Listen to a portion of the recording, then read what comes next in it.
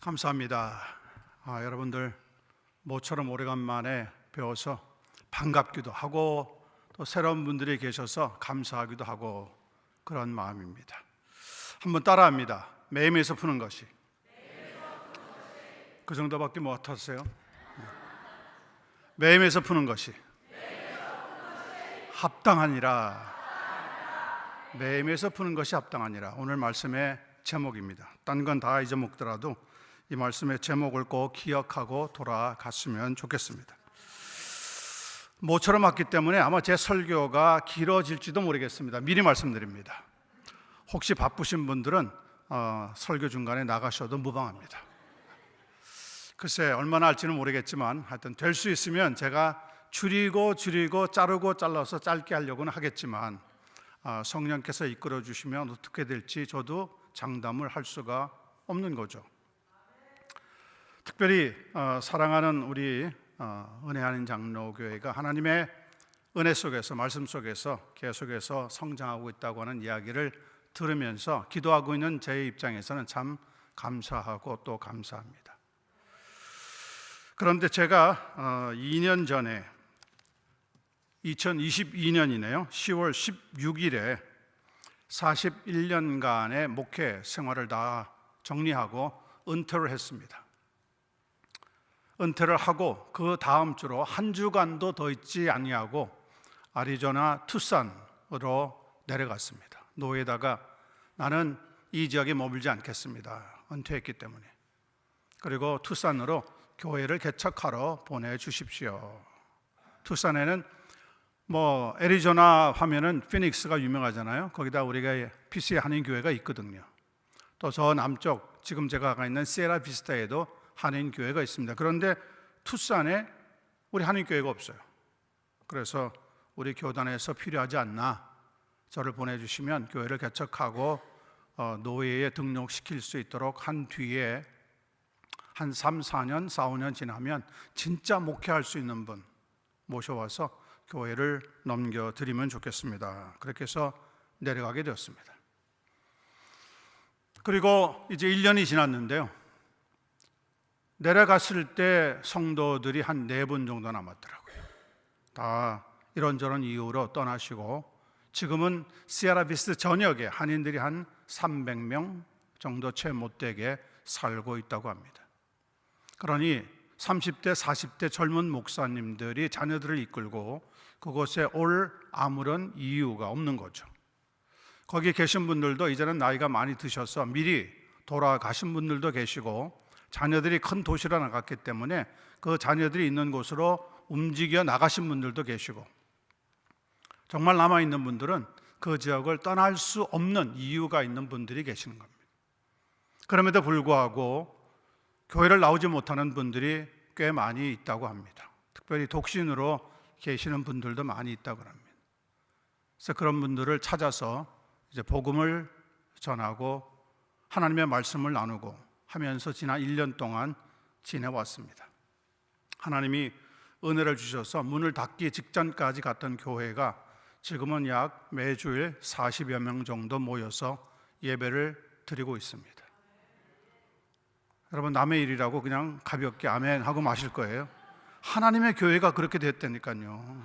네. 그렇죠. 아까 찬양할 때는 막 손을 들고 박수를 치고 흥분하시더니 그렇게 하나님께서 그런 조그마한 시골 동네에서 놀라운 일을 일으켜 주신 겁니다. 뭐가 중요합니까? 하나님의 나라가 중요한 거죠. 하나님의 나라가 우리의 꿈이 되어야 돼요. 미국에 왜 오셨어요? 꿈을 쫓아서 왔지 않습니까? 우리가 소위 이야기하는 American Dream을 가지고 다 오셨는데 살아가면서 그 아메리칸 드림이 이루어지지 않을 때가 많이 있는 거죠. 그래도 여러분 꿈은 포기하자면 안 됩니다. 하나님 나라에 대한 꿈, 내 꿈이 아니라 예수를 믿고 나면 꿈이 바뀌어야 돼요. 하나님의 꿈을 얻어야 하는 거죠. 예수님이 제자들에게 가르쳐 주신 주기도문을 보시면 하나님의 뜻이 하늘에서 이루어진 것처럼 이 땅에서도 임하게 하옵소서. 그 예수님의 꿈을 우리가 붙잡아야 하는 거죠. 어차피 여러분 이 땅을 살다가 100년을 사실지 120년을 사실지 모르겠지만 이 세상을 떠날 때는 다 두고 가야 합니다. 그런 말이 있잖아요. 사람이 태어날 때는 주먹을 쥐고 꽉 쥐고 태어난답니다. 그래서 살아가는 동안 무언가 붙잡으려고 우리가 애를 쓰는 거예요. 그런데 이렇게 꽉 쥐고 있는 손을 언제 펴느냐? 죽음을 맞이하게 되면 펴지게 된다 그래요. 무슨 의미입니까? 아무것도 내 것은 없다는 거죠. 하나님이 우리를 그렇게 만드셨어요. 그래서 모세는 이렇게 기도합니다. 하나님, 우리의 날 계수할 수 있는 지혜를 허락해 주시옵소서. 성도는 이 땅에 영원토록 사는 것은 아닙니다. 예수를 믿지만 우리도 죽음의 단계를 지나가게 됩니다. 그런데 우리의 삶이 얼마나 남았는지 모르고 흥청망청 자기 마음대로 자기 소견에 오른 도로 살다가 어느 날 요단강을 건너가게 되면 누구를 만납니까? 우리의 심판자 되시는 하나님을 만나게 되는 겁니다. 히브리서 9장 27절은 이렇게 말씀합니다. 한 번 죽는 것은 정하신 것이요 그 이후에는 무엇이 있으리니? 하나님의 심판이 있으리니. 이게 무서운 거죠. 하나님의 심판이 없다면 우리 마음대로 살아도 괜찮아요? 그런데 예수 믿는 사람이라고 하더라도 하나님의 심판대 앞에 서야 하거든요. 설 때 하나님의 단도직입적인 질문이 뭔지 아세요? 너 이 땅에 사는 동안 무엇하다가 왔느냐? 네 마음대로, 네 고집대로, 네가 원하는 대로 살다가 온 것이라면 이 하나님의 나라에 합당하지 않도다. 저는 오늘 말씀의 제목이 매임에서 푸는 것이 합당하다, 이 말씀을 가지고 짧은 시간이지만 함께 하나님의 말씀의 은혜를 나누고자 합니다. 먼저 오늘 본문의 배경을 살펴봅니다. 예수님께서 어느 안식일을 맞아서 한 회당에 들어가셨습니다. 마치 우리가 예배드리고 있는 이 교회와 같은 이런 곳에 들어가셨다는 겁니다. 예수님은 거기에서 예배를 드리면서 말씀을 가르쳐준 중에 한 여인을 보게 됩니다. 어떤 여인이었습니까? 11절에 보니까 귀신 들려 앓으며 꼬부라져 조금도 펴지 못하는 여인이었습니다. 얼마나 오랫동안 그 상태에 있었습니까? 보니까 18년 동안 18해 동안의 그런 불편한 상태로 삶을 살아갔다고 합니다. 잠깐 생각해 보십시다. 귀신 들린 것만 해도 끔찍하고 어려운 일 아니겠어요? 그런데 허리가 꼬부라져서 조금도 펴지 못하고 있었습니다. 하루하루 살아가는 것이 괴로운 상태에 있었다고 하는 말입니다. 중요한 것은 그런데 그런 상황에서도 이 여인은 안식일 날이 되면 마치 오늘 우리가 주일을 맞이하면 교회에 나오는 것처럼 이 여인은 예배 드리기 위해서 회당에 나오게 되었더라는 거예요. 주일날 교회에 나오지 못하는 분들의 사정을 들어보면 그럴 만한 형편이 또 입장이 있다는 것을 알게 됩니다. 집에 일이 생겨서 못 나왔습니다. 누가 갑자기 찾아와서 나올 수가 없었습니다. 자동차에 문제가 생겨서 못 나왔습니다. 여러 가지 사정이 있습니다. 심지어는 다음날 어디로 가야 하기 때문에 못 나온다고 하는 분들도 있습니다. 물론 다 이해할 수 있는 사정들입니다. 그런데 오늘 본문에 등장하고 있는 이 여인은 더더욱 회당에 나올 수 없는 특별한 사정이 있었습니다. 몸이 꼬부라져서, 몸이 불편해서 움직이기가, 거동하기가 힘든 상태에 있던 여인이었단 말이에요. 그런데도 불구하고 이 여인은 안식일이 되면 회당에 나왔더라. 18년 만에 모처럼 한번 단단히 마음 먹고 회당에 나온 것이 아니라 매일매일 괴롭고 어려운 상황에 있었지만 회당에 나와서 하나님께 예배 드리는 것을 잊어버리지 아니하였다라는 거죠. 여러분, 본문을 살펴보기 전에 우리는 이 중요한 사실 한 가지를 마음판에 새기고 말씀을 함께 나눌 수 있게 되기를 바랍니다. 자, 그러면 지속적으로 회당에 나와서 하나님께 예배드렸던 이 불쌍한 여인에게 어떤 일이 발생했는지 12절을 보시기 바랍니다. 여자여, 네가 네 병에서 놓였도다. 13절에 안수하시니 여자가 곧 펴고 하나님께 영광을 돌리는지라. 여러분은 하나님께서 지금도 이런 기적과 같은 역사를 일으키신다는 것을 믿습니까? 저는 지금도 하나님의 능력이 나타나는 것을 믿습니다. 여러분도 하나님의 능력과 기적을 믿으시면서 살아갈 수 있게 되기를 바랍니다.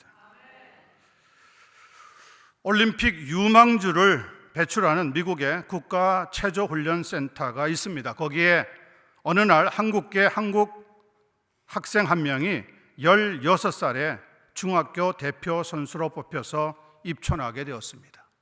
2년 동안 정말 열심히 연습하고 또 연습을 했습니다. 그런데 나이 18살이 되던 해에 1983년 7월 4일에 미국 독립기념일에 맞추어서 앞뒤 공중돌기라고 하는 어려운 회전 연습을 하다가 그만 떨어져서 사지가 마비되고 말았습니다.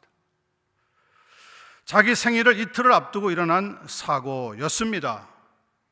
그리고 의사로부터 더 이상 체조를 할 수 없다고 하는 사형 선고와 같은 소식을 받게 되어집니다. 올림픽 메달의 꿈이 그만 사라지고 만 겁니다. 그는 염려와 근심에 쌓여서 낙심하게 되었지만 그래도 절망하지는 않았다고 합니다. 비록 체조 선수로서의 꿈은 접었지만 열심히 공부하면서 하버드 의대에 들어가서 인턴 과정을 마치고 졸업한 뒤에 세계 최고의 병원으로 알려져 있는 존스 홉킨스 병원의 재활의학 수석 전문의가 되었다는 겁니다. 병원에서 휠체어를 타고 다니면서 환자를 돌보는 그의 모습은 세상의 모든 재활 환자들에게 희망의 상징이 되었습니다. 그는 기적은 당신 안에 있습니다라고 하는 책을 쓴 바로 재미교포 장애인 의사 이승복이라고 하는 사람입니다. 그가 체조 선수로서의 모든 꿈을 포기했는데 어떻게 다시 꿈을 꾸면서 의사가 될 수 있었겠습니까? 그는 예수 그리스도를 만났습니다. 그가 하버드 대학에서 휠체어를 타고 캠퍼스를 지나가던 어느 날 레리 실버라고 하는 같은 또래의 친구를 만나게 됩니다. 그가 이렇게 말을 시작했다고 합니다. 나는 유대인으로 태어났습니다. 그러나 4년 전에 예수님을 영접하고 크리스천이 되었습니다. 그 결과 나는 가족들과 친지들에게서 쫓겨났지만 나는 나에게 새 생명과 새 꿈을 주시는 예수 그리스도를 이제 떠날 수가 없습니다. 그분은 나에게 제2의 인생을 주신 분입니다. 그에게 예수 그리스도의 복음을 전해 준 겁니다. 결국 이승복 씨는 1987년 4월 27일에 예수님을 자신의 구주와 주님으로 인격적으로 영접하고 거듭나게 되어집니다. 그리고 성경을 읽기 시작하면서 예수님의 소망과 예수님의 꿈이 그의 마음에서 자라게 되어지는 겁니다. 그는 그의 책에서 이렇게 말하고 있습니다. 하나님은 나를 위한 특별한 계획을 가지고 계신 것을 알았습니다. 그냥 계획이 아니라 완벽한 하나님의 계획이었습니다. 나를 어디에 쓰시려고 하든지 이제 나는 하나님의 뜻을 따라갈 것입니다. 여러분, 그렇습니다.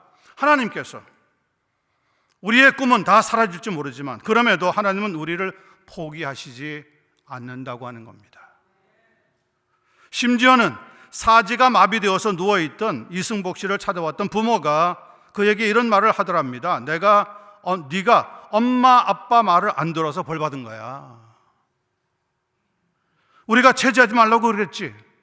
결국 네가 이 모습이 됐는데 자업자득이야. 네가 택한 인생이 이렇게 돼버린 거야. 그리고 하나님은 그 인생의 눈물 골짜기에서 이승복 씨를 건져주시고 예수 그리스도를 믿게 함으로 하나님의 꿈을 대신 갖는 사람으로 새 출발하는 은혜를 주시게 되었다는 겁니다. 우리는 하나님으로부터 복을 받고 도움을 얻어서 새 힘을 받을 자격이 있습니다. 왜냐하면 우리는 하나님의 자녀가 되었기 때문입니다. 혹시 우리들 가운데 지금 이 시간 눈물의 골짜기를 지나가는 성도가 있습니까? 실망하지 마시기 바랍니다.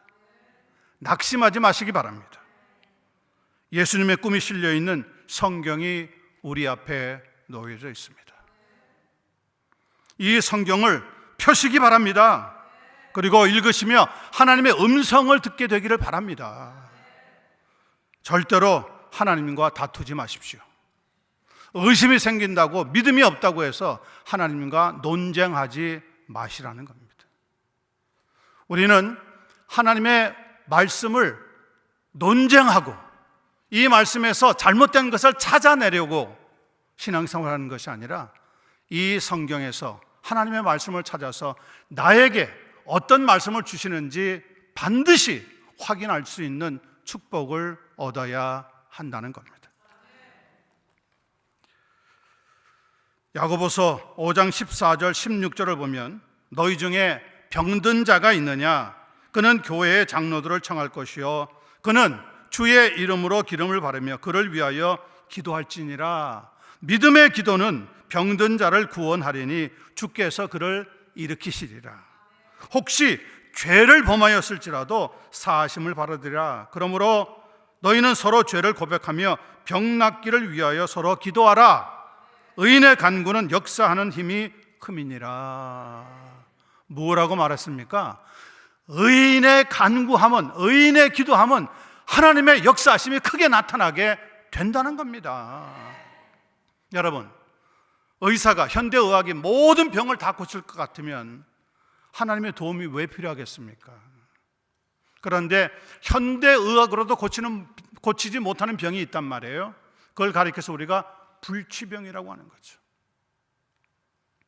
그런데 하나님은 전능하신 그 능력으로 우리의 병을 고치지 못할 것이 없다고 말씀하고 있는 겁니다. 18해 동안에 허리가 고부라져서 움직일 수 없건 불편한 이 불쌍한 여인이 예수님 앞에 나와서 그날 예배를 드리는 가운데 예수님으로부터 고침을 얻었다고 하는 이 사건은 오늘도 하나님이 살아계셔서 우리 가운데 역사하고 있다는 것을 증거하고 있다는 겁니다. 그러므로 여러분의 마음에 믿음을 갖게 되기를 바랍니다. 믿음이 없이는 하나님을 기쁘게 할 수 없다 그랬습니다. 우리가 왜 이곳에 나옵니까? 무엇 때문에 나옵니까? 할 일이 얼마나 많은데요. 그런데 우리는 살아계신 하나님이 계시다는 것을 믿기에 그분 앞에 예배 드리러 나오게 된 겁니다. 그냥 예배 드리면 되나요? 아니요. 예수님은 분명히 이렇게 말씀하셨습니다. 하나님은 영이시니 예배 드리는 자가 신령과 진정으로 예배할지니라. 하나님은 그렇게 예배 드리는 자들을 찾고 있느니라.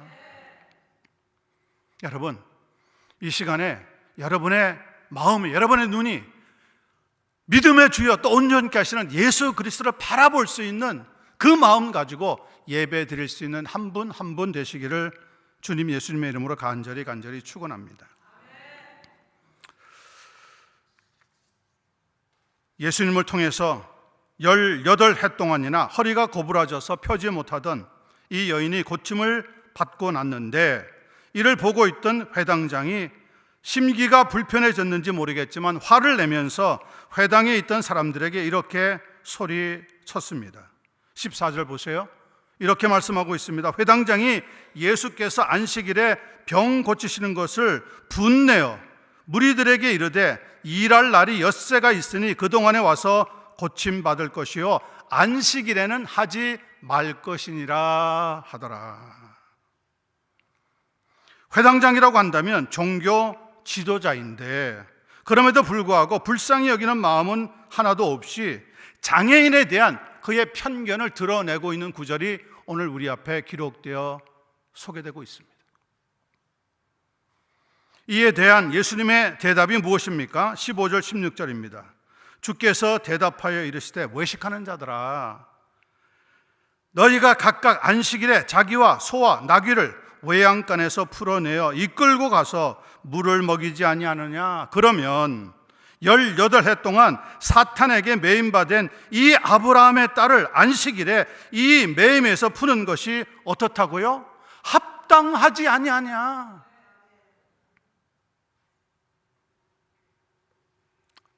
예수님의 이 말씀은 유대인들이 가지고 있던 그들의 구전 율법 미시나에 기록되어 있는 내용을 인용한 것입니다. 미시나라고 하는 율법 책에는 어떤 사람이 안식일에 구덩이에 빠졌을 양이 있다면 그 양을 구하지 않는다면 안식일에 잘못되었다 하는 말씀이 기록되어 있는 겁니다. 예수님은 구덩이에 빠진 양 한 마리를 소중히 여겨서 안식일에도 구하려고 하는 것이 율법의 가르침인데, 지금 안식일날 꼬부라진 여인 18해 동안이나 고생하고 불편하고 힘들고 아파하는 그 여인을 고쳐준 것을 놓고 화를 내고 있는 이 회당장의 믿음을 보시면서 뭐라고 얘기합니까? 이 외식하는 자들아, You hypocrite.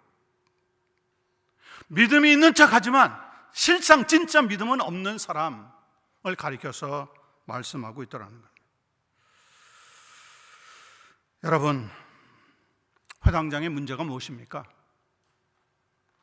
그의 꼬부라진 마음이 문제였습니다. 솔직하게 얘기합시다. 자, 여러분한테 거짓말하고 싶잖아요. 솔직하게. 교회의 문제가 뭡니까? 꼬부라진 몸을 가지고 있는 육체가 문제입니까? 아니면 꼬부라진 마음을 가지고 있는, 겉으로는 멀쩡해 보이지만 꼬부라진 마음을 가지고 있는 것이 문제입니까? 어느 게 문제예요? 저는 교회에서 꼬부라진 마음을 가지고 있는 사람을 이 시간까지 약 44년 동안 목회를 하면서 수없이 경험했습니다. 그 사람들이 교회 안 나오는 것이 아닙니다. 교회는 나옵니다. 헌금 안 하는 것이 아닙니다. 헌금합니다. 봉사 안 하는 것이 아닙니다. 봉사합니다. 그런데 뭘 가지고 있어요? 꼬부라진 마음. 차라리 꼬부라진 육체를 가지고 있으면 낫다니까요. 그런데 멀쩡하게 봉사하고 섬기고 찬양대에서 찬양도 부르고 집사로, 권사로, 장로로, 재직으로 수고하는데도 불구하고 꼬부라진 마음을 가지고 있더라는 거예요. 여러분, 이게 문제 아니에요? 솔직하게 얘기하자고요. 뭐가 문제입니까? 아무개 성도가 문제입니까? 아니요. 꼬부라진 마음을 가지고 있는 내가 문제라니까요. 예수님이 그날 안식일날 회당에서 본 문제가 뭡니까? 회당장이라고 부르고 있지만 꼬부라진 마음을 가지고 예수님이 지금 치료의 역사를 베풀어 주시는데도 불구하고 그걸 분내어서 하는 말이, 아니 다른 날 와서 받아도 되지, 고침받는 것은 왜 하필이면 안식일날 하느냐. 그들은 하나님의 마음을 몰라도 너무 모르는 거예요. 생각해 보세요. 여러분의 자녀가 지금 다쳤습니다. 주일입니다. 내가 주일을 지켜야지. 우리 자녀가 다쳤어도 내일 병원에 가지 뭐. 그렇게 하시겠어요? 그럴 부모가 세상에 어디 있느냐고요. 지금 당장 예배를 스탑하고라도 병원에 달려가는 것이 부모의 마음 아니에요? 그게 잘못된 겁니까?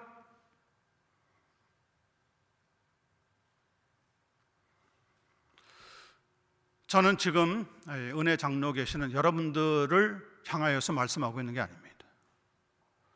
현대 교회에 나오고 있는 일명 성도라고 하는 분들이 꼬부라진 마음을 가진 분들이 너무 많더라 이거죠. 이민교회의 문제, 미주에 있는 교회의 문제, 한국교회의 문제, 전 세계에 있는 문제 하나입니다. 하나님 앞에 꼬부라진 마음을 가지고 있기 때문에 말씀을 들어도 말씀이 역사하지 못하는 거예요. 믿음을 가지고 있노라고 하면서도 믿음의 역사가 안 나타나는 거예요.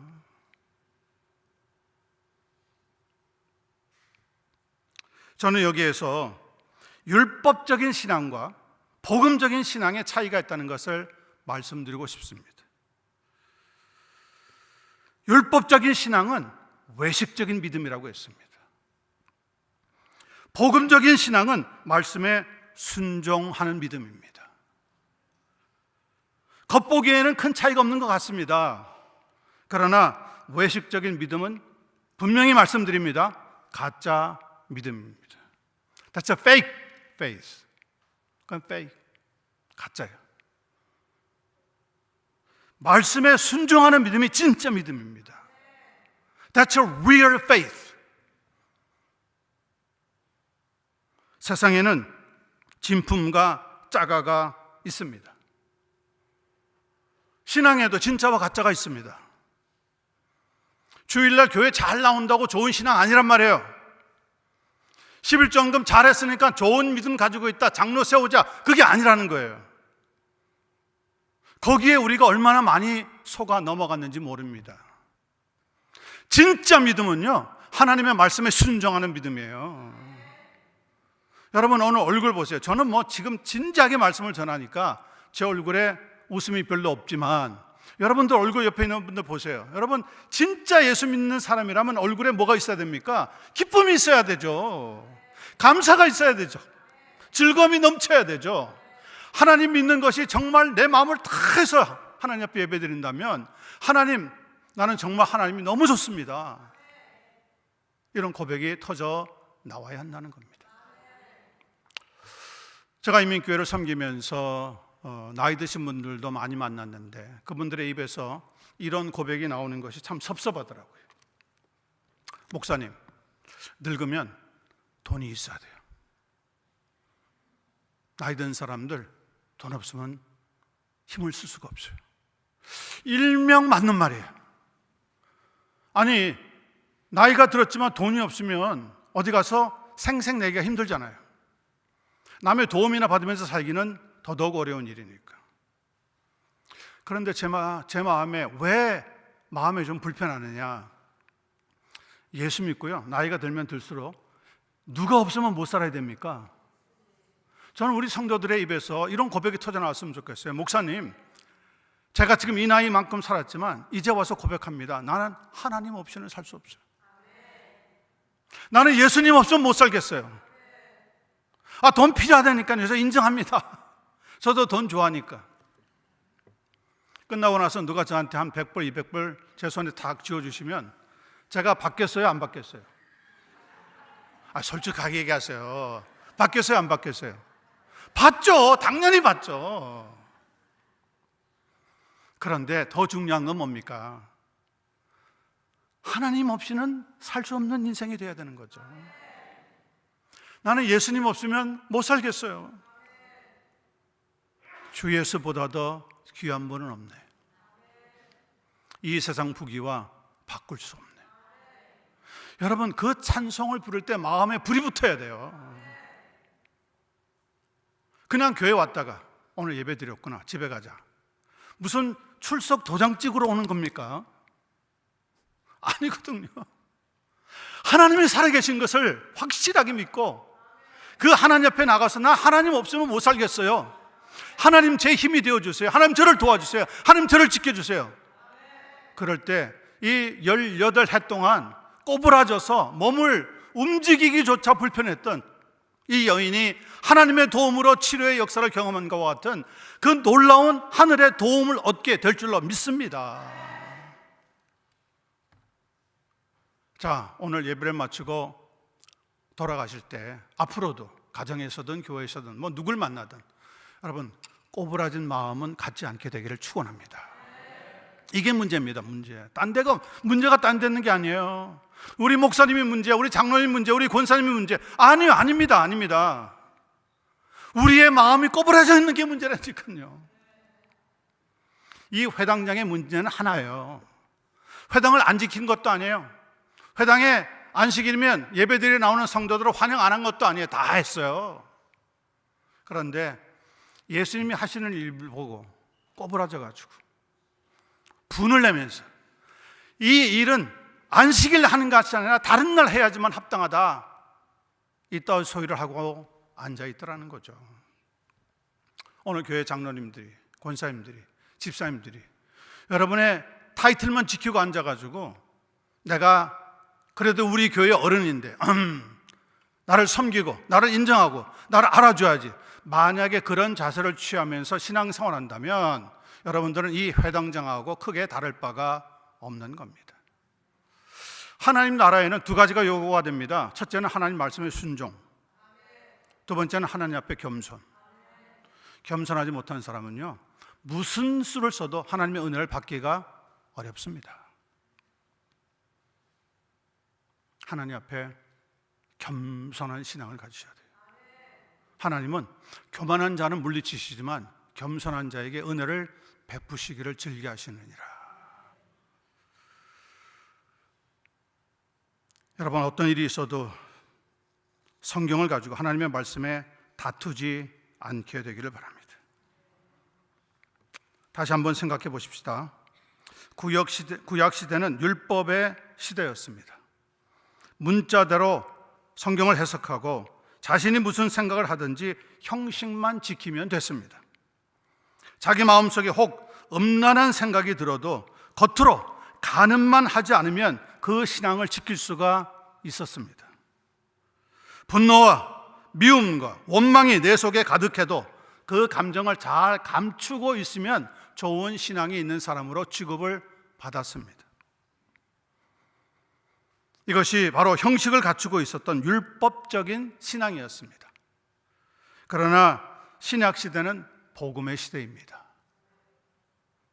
예수님께서 오셔서 내 속에 감추어져 있던 모든 죄가 드러나게 하시고 그 죄를 위하여 대신 죽으셨다고 성경은 말씀하고 있어요. 그 결과 우리에게는 평강과 기쁨과 감사하는 것이 진짜 믿음이 되었다는 말이에요. 그것을 가리켜서 우리가 은혜라고 부릅니다. That's what we call the grace of God.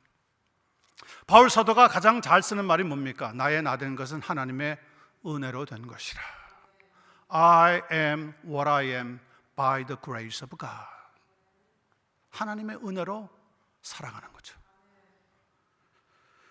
에베소서 2장 8절과 9절 말씀입니다. 들어보세요. 너희는 그 은혜에 의하여 믿음으로 말미암아 구원을 받았으니 이것은 너희에게서 난 것이 아니요 하나님의 선물이라. 행위에서 난 것이 아니니 이는 누구든지 자랑하지 못하게 함이라.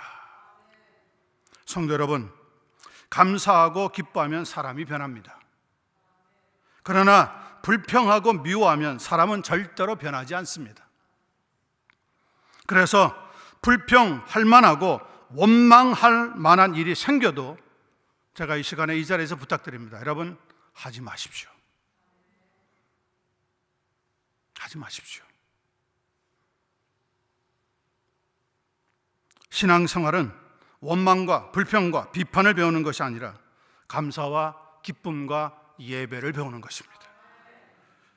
비판하고 판단했던 이 회당장과 같은 사람들, 그런 사람들이 가지고 있었던 율법적인 신앙은 포기하시는 것이 100번 좋은 일입니다.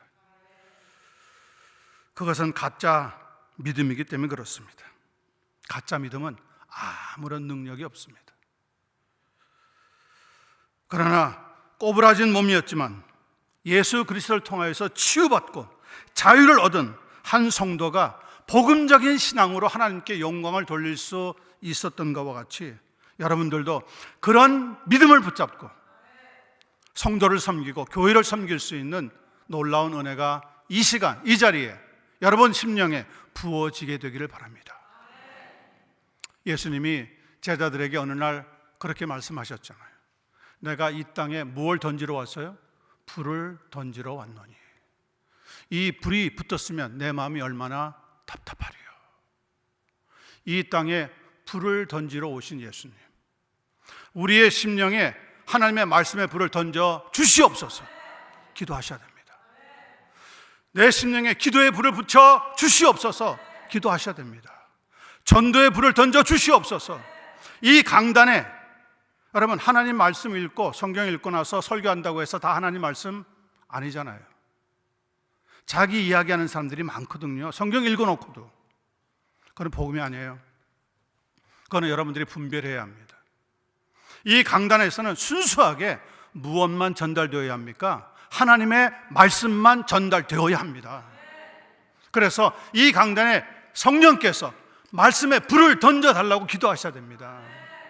여러분들이 기도하셔야 돼요. 그건 여러분의 몫이에요. 그리고 여러분들이 엎드려서 기도하면 여기에서 하나님의 말씀에 불이 던져지는 거죠. 오늘 이 시대는 하나님의 말씀에 불이 우리의 심령에서 잘 붙지 않습니다. 왜 그러느냐? 우리가 세상적인 걸 너무 많이 가지고 있거든요. 이 세상적인 소욕, 세상적인 욕심을 내려놓으셔야 합니다. 우리에게는 두 가지 소욕이 있다고 성경은 말씀하고 있습니다. 육신적인 소욕과 성령의 소욕. 육신적인 소욕은 내가 잘 되는 거예요.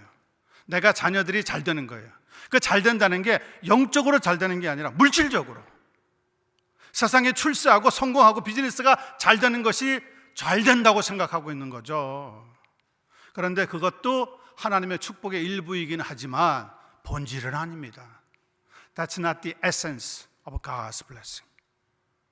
여러분, 하나님의 축복의 본질은 우리의 영혼이 잘 되는 겁니다. 우리의 영혼이 잘 되는 거예요.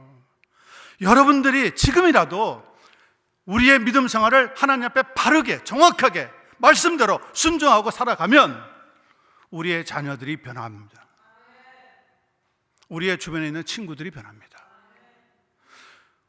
사람들이 종종 이렇게 얘기하지 않습니까? 문제가 생기면 그거 보지 말고 하나님 봐. 그런데 제대로 믿지 않고 하나님 모르는 사람들은 하나님 보는 방법을 모른다고요. 그러니 누구를 봅니까? 하나님 믿는다고 하는 사람을 보거든요. 근데 그 사람이 삐뚤어졌어요. 예?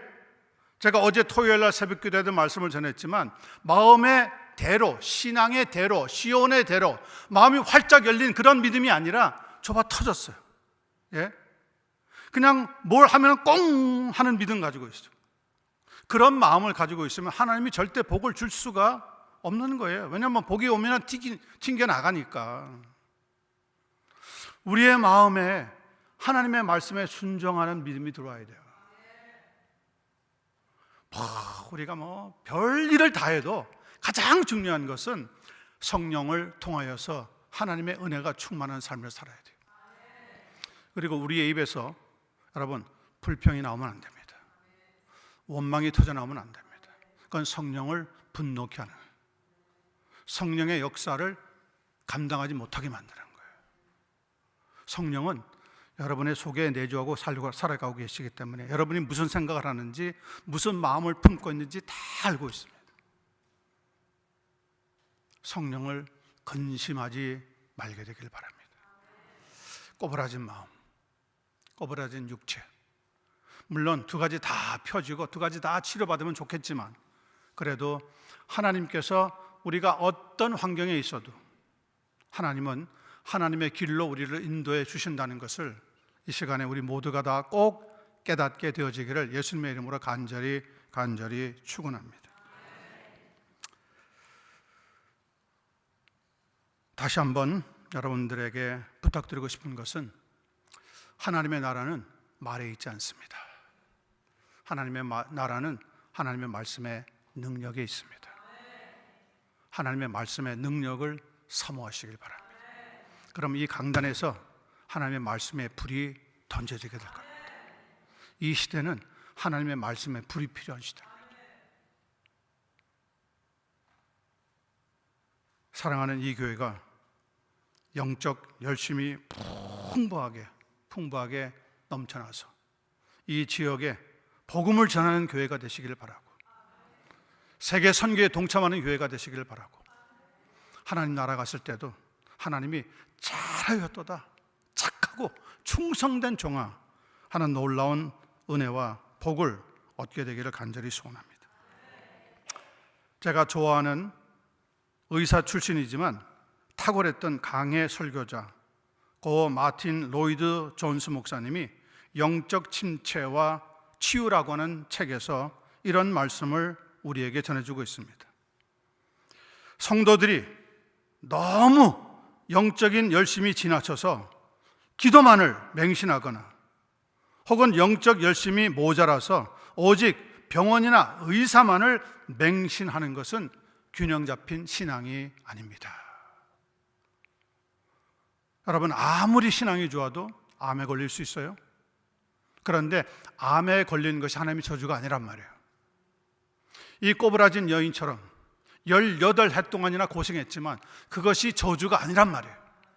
그걸 통해서 누구를 찾을 수 있는 기회를 얻은 거예요. 예수 그리스도를 만날 수 있는 기회를 얻은 거예요. 예수 그리스도를 만나면 하나님께서는 우리에게 복음의 신비를 통하여서 하나님의 놀라운 능력을 체험하게 만들어 주신다고요.